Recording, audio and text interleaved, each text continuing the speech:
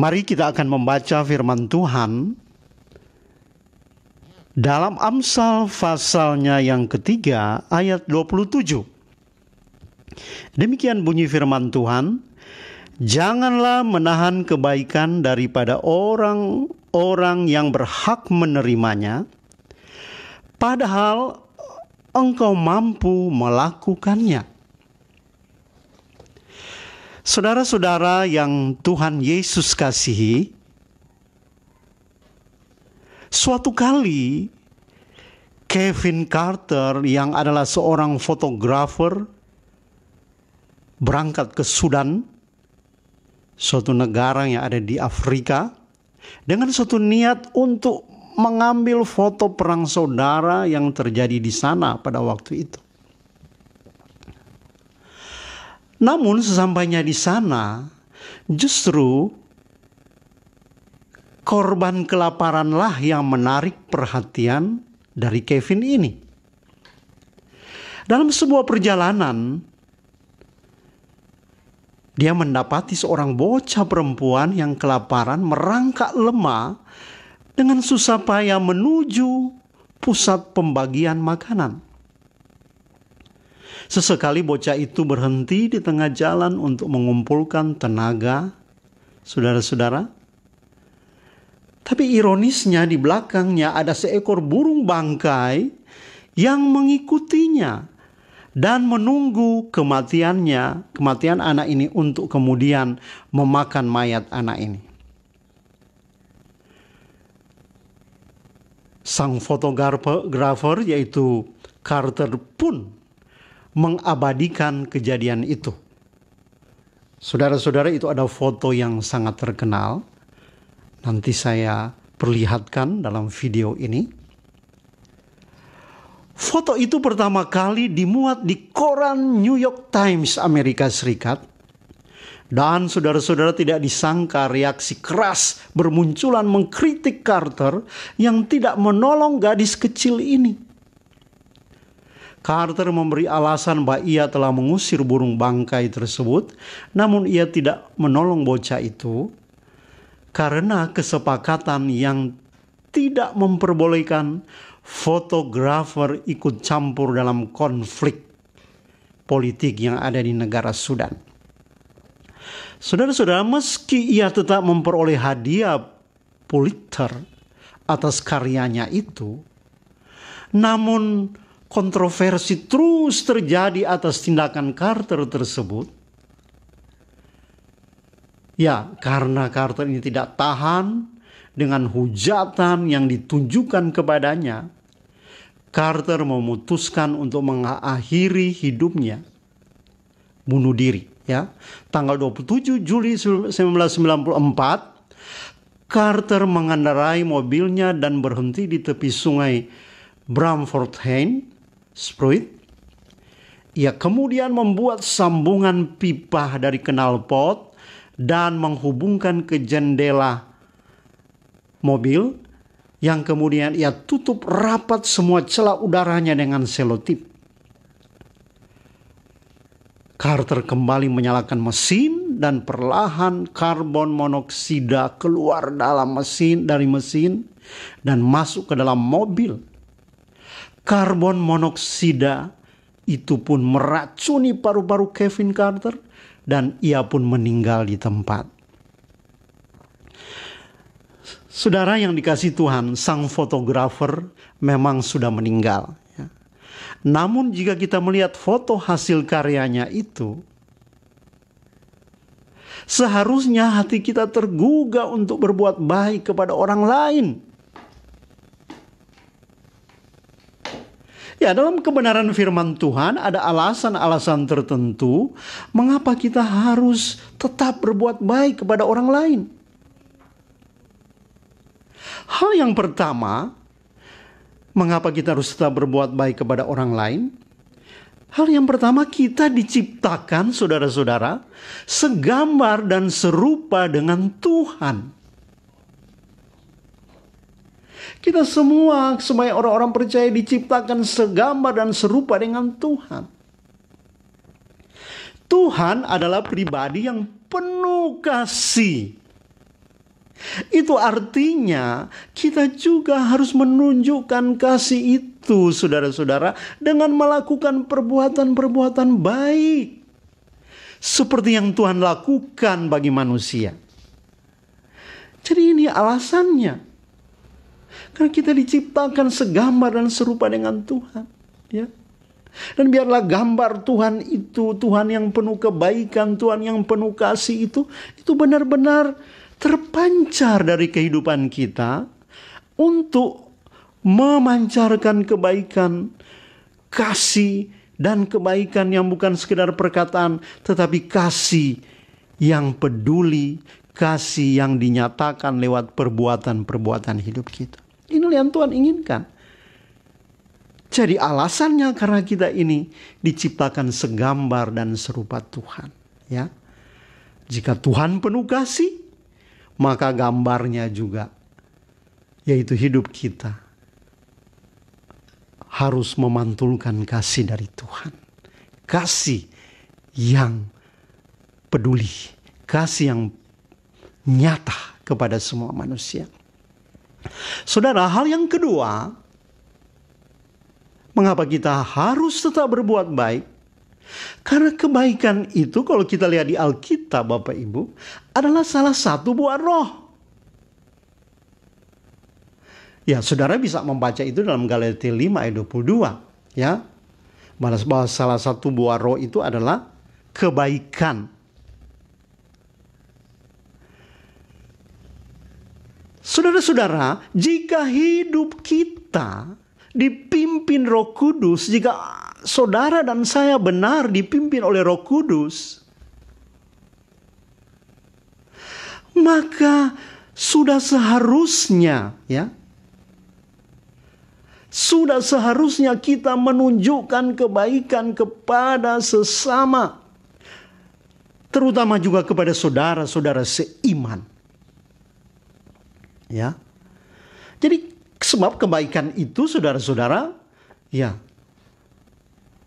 kebaikan itu tentunya bukan hanya di hati saja, ya. Kebaikan kepada sesama dan kepada semua orang, ya, kepada sesama umat-umat Tuhan, ya. Jangan cuma berkata, oh saya memang kan orang baik, saya suka menolong, tetapi jangan hanya sampai di kata-kata. Jangan hanya sampai di hati saja. Kalau tanya apa di hatimu ada kebaikan, ya ada, waduh penuh kebaikan. Tetapi kebaikan itu jangan disembunyikan saja dalam hati. Tidak bisa hanya disimpan dalam hati kita. Saudara-saudara, Roh Kudus memberikan kepada kita, ya, Roh Kudus memberikan dalam hidup kita buah kebaikan. Bukan untuk disimpan dalam hati. Bukan sekedar kata-kata. Tapi Roh Kudus memberikan itu dalam hati kita adalah supaya kita menyatakannya. Supaya kita melakukannya, saudara-saudara, ya. Supaya kita menunjukkan, memantulkan kepada dunia kebaikan Tuhan itu kepada kita.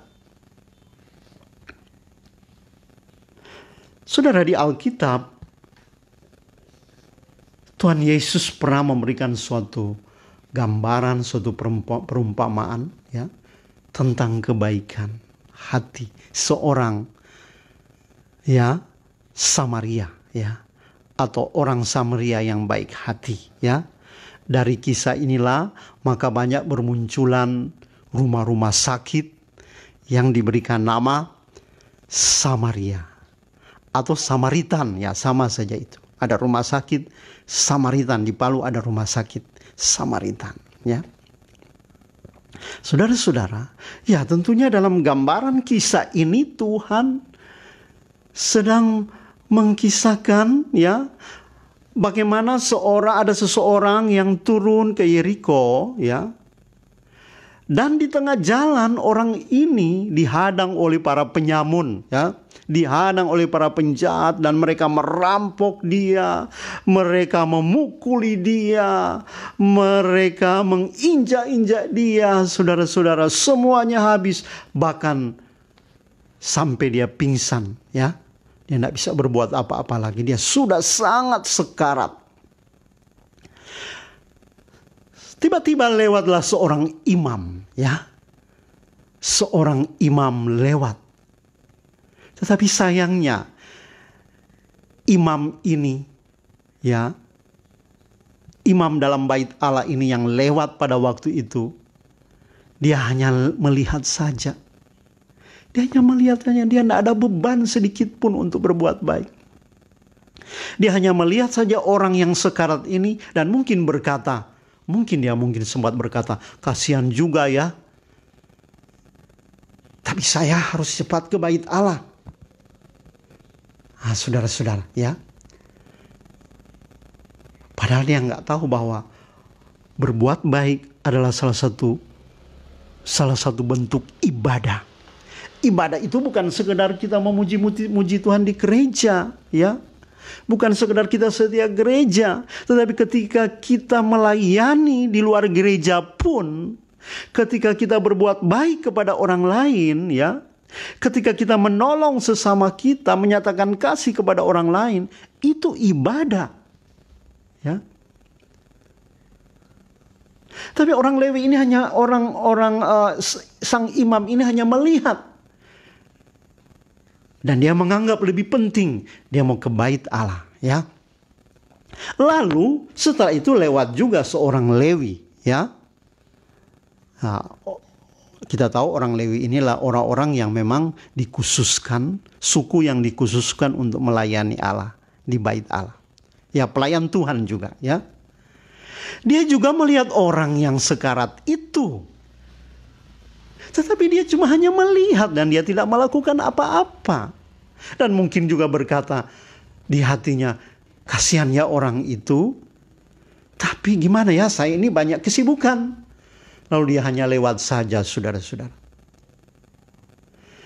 Tetapi lalu datanglah seorang Samaria dan tanpa basa-basi dia segera menolong orang itu.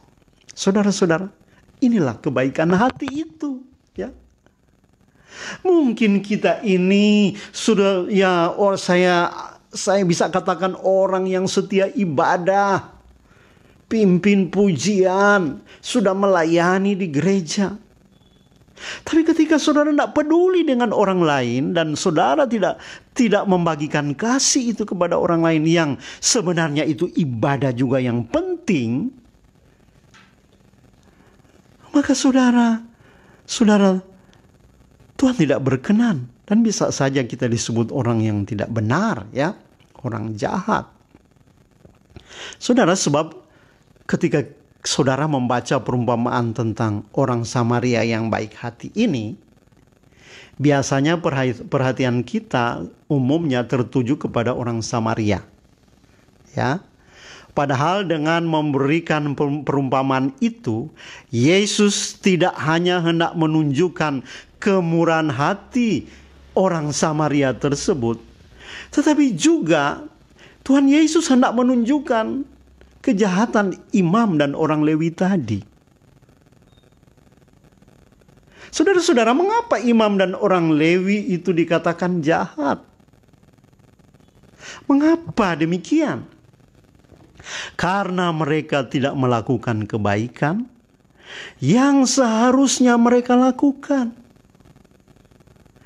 Mereka bisa menolong orang yang dirampok itu sebenarnya.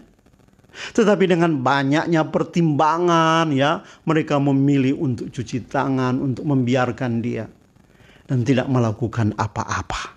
Dengan alasan, saya lebih penting mau pergi ibadah daripada menolong orang. Ya. Saudara-saudara yang dikasihi oleh Tuhan. Mungkin tidak banyak orang Kristiani, ya, kita semua jatuh dalam dosa perzinahan, atau pembunuhan, atau pencurian, atau tindakan amoral lain. Tetapi saya bisa berkata banyak orang Kristen jatuh dalam dosa ini. Apa itu, saudara-saudara?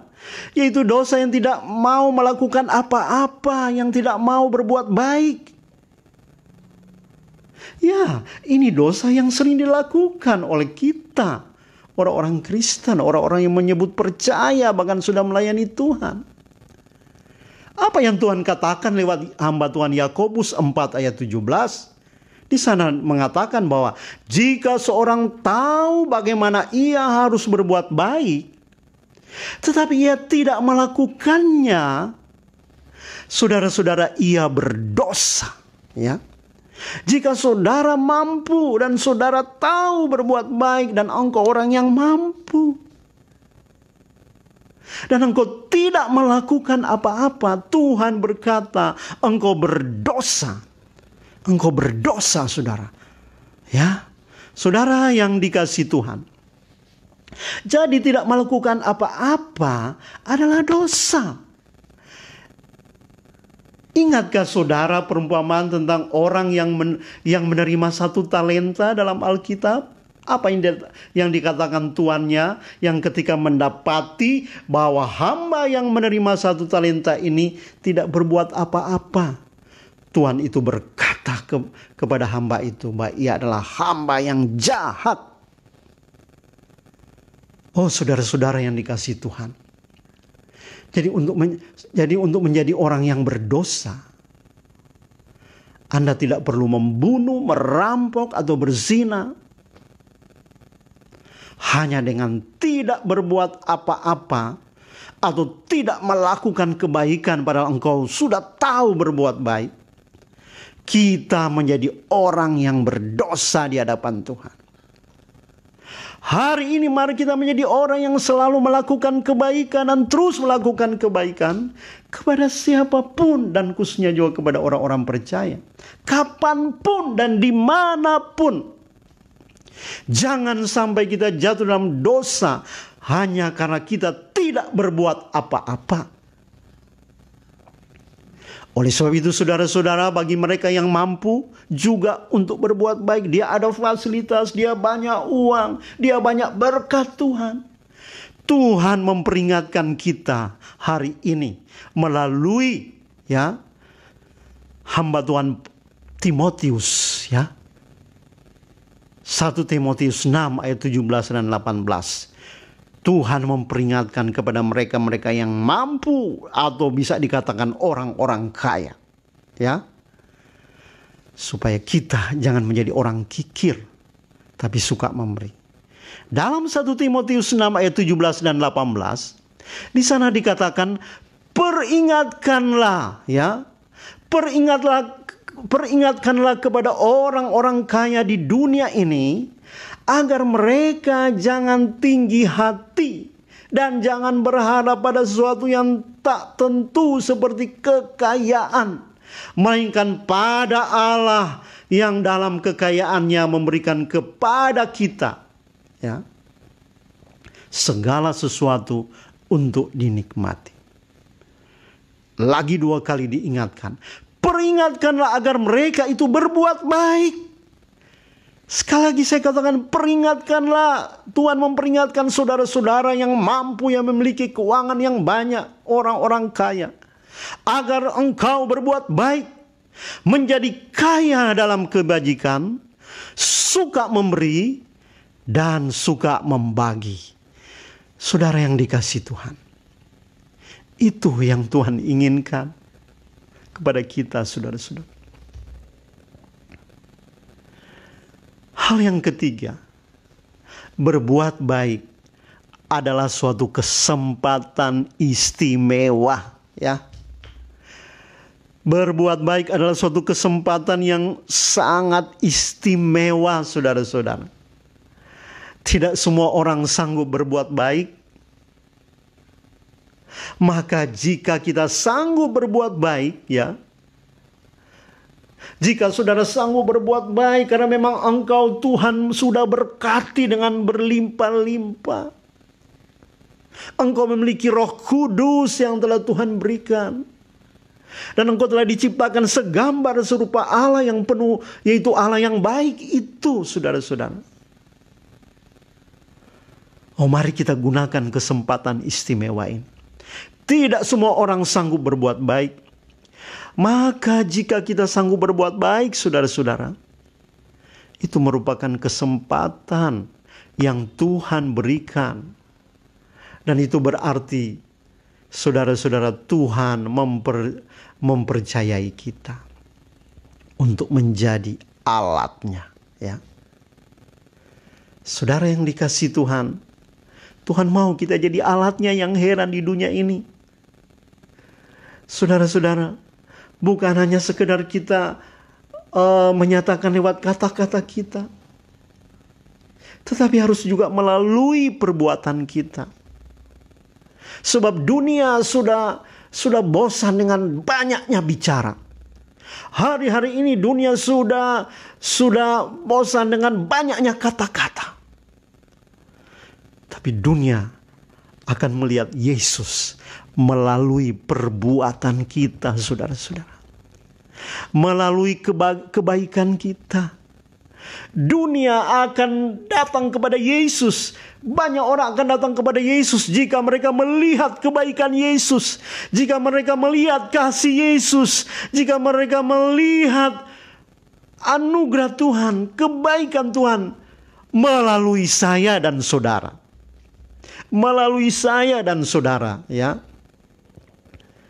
Dunia akan melihat Yesus dan percaya bahwa Yesus adalah Tuhan.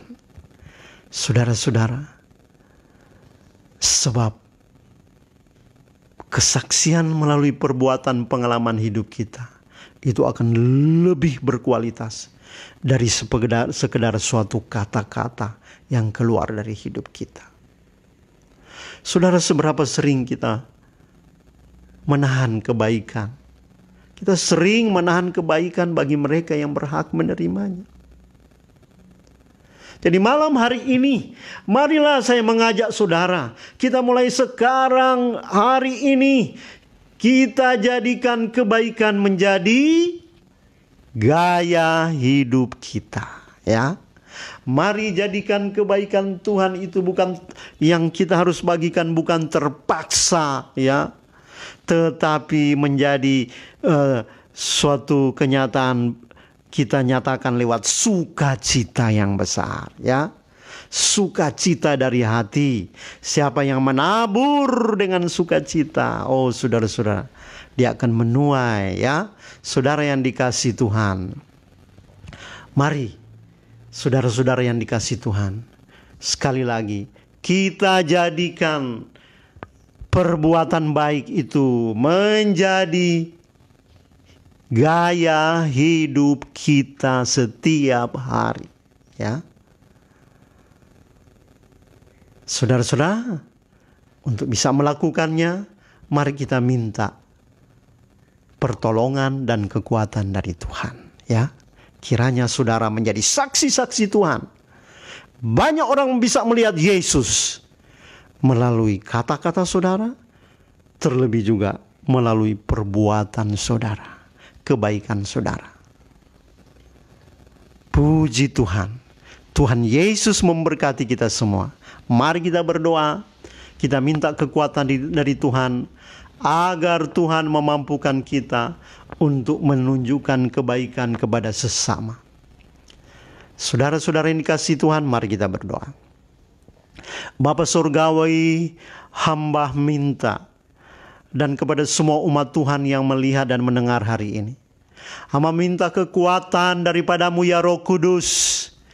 Roh Allah yang hidup, curahkan kasih-Mu di hati kami. Oh, kekuatan Tuhan daripada Engkau untuk kami mampu menyatakan kasih Tuhan, mampu menyatakan kebaikan Tuhan kepada semua orang, kepada sesama kami. Tuhan ini kami, Tuhan berkati kami semua, agar Tuhan kami benar-benar bisa mencerminkan Tuhan. Kami benar-benar bisa mencerminkan Tuhan dan memantulkan kasih dan kebaikan Tuhan kepada semua orang. Terima kasih Tuhan buat malam hari ini. Hamba bersyukur di dalam nama Yesus Kristus. Haleluya. Amin. Puji Tuhan Bapak Ibu. Demikianlah firman Tuhan yang hamba bisa sampaikan, saya bisa sampaikan hari ini, kiranya menjadi berkat bagi kita semuanya, ya.